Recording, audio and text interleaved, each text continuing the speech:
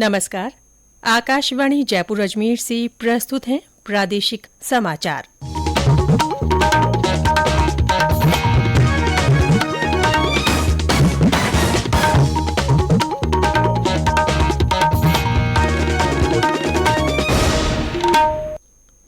समाचारों के साथ मैं रितिका गुप्ता।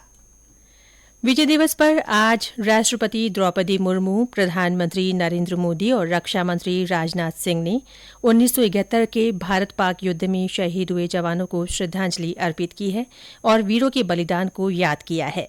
राष्ट्रपति ने सेना की असाधारण वीरता को याद करते हुए अपने संदेश में कहा कि सैन्य कर्मियों का अद्वितीय साहस और बलिदान प्रत्येक भारतीय को प्रेरित करता रहा है।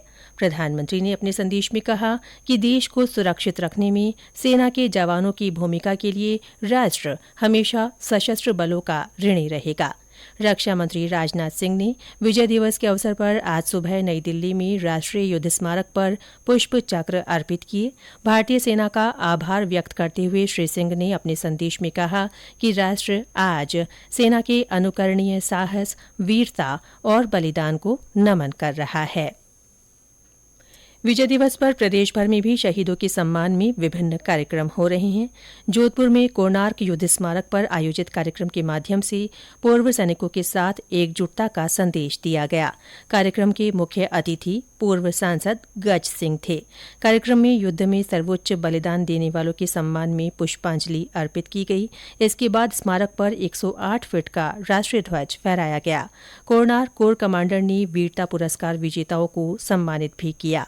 भरतपुर में शहीद स्मारक समिति की ओर से आयोजित कार्यक्रम में शहीद स्मारक पर पुष्पांजलि अर्पित कर मोमबत्ती जलाई गई। कार्यक्रम के दौरान राजस्थान पुलिस की टुकड़ी ने शहीदों को सलामी देते हुए नमन किया। भीलवाड़ा में सैनिक कल्याण कार्यालय में आयोजित कार्यक्रम में शहीदों की वीरांगनाओं को पुष्पमाला और शॉल ओढ़ाकर सम्मानित किया गया। इस दौरान देशभक्ति युक्त काव्य पाठ का भी आयोजन हुआ। बाड़मेर जिला मुख्यालय स्थित शहीद चौराहे पर आयोजित समारोह में बीएसएफ और पुलिस की ओर से शहीदों को गार्ड ऑफ ऑनर दिया गया।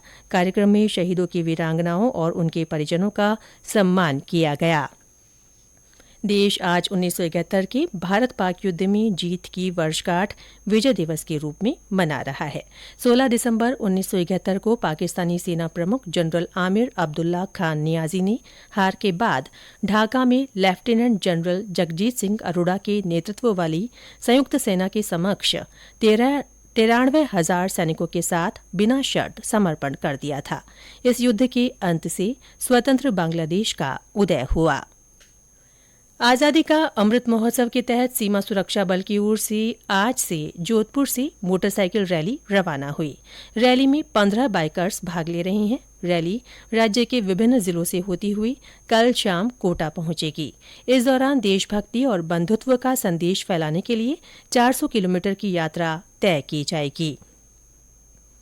G20 फ्रेमवर्क कार्यसमूह की पहली बैठक आज बेंगलुरु में हो रही है।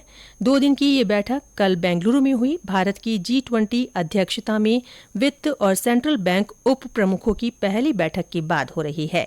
G20 देशों के प्रतिनिधि वैश्विक मुद्रास्फीति दबाव, मौद्रिक नीतियों, ऋण संवेदनशीलता और अंतर्राष्ट्रीय कराधान पर चर्चा करेंगे।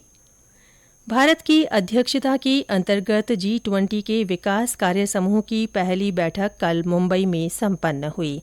बैठक के अंतिम दिन विकास के लिए डेटा उपयोग और जलवायु परिवर्तन पर सामूहिक कार्रवाई पर चर्चा हुई। विकास कार्य समूह के भारत के सह अध्यक्ष और संयुक्त सचिव नागराज नायडू और इनाम गंभीर ने 2030 एजेंडा के लक्ष्यों को हासिल करने के प्रयासों की गति प्रभावी तरीके से बढ़ाने के लिए वैश्विक प्रयासों पर बल दिया। संयुक्त प्रवेश परीक्षा जेईई मेन 2023 के लिए पंजीकरण प्रक्रिया शुरू हो गई है। उम्मीदवार राष्ट्रीय परीक्षण एजेंसी की आधिकारिक साइट के जरिए 12 जनवरी 2023 तक ऑनलाइन आवेदन कर सकते हैं। परीक्षा 13 भाषाओं में आयोजित होगी। इसी के साथ प्रादेशिक समाचार बुलेटिन समाप्त हुआ। नमस्कार।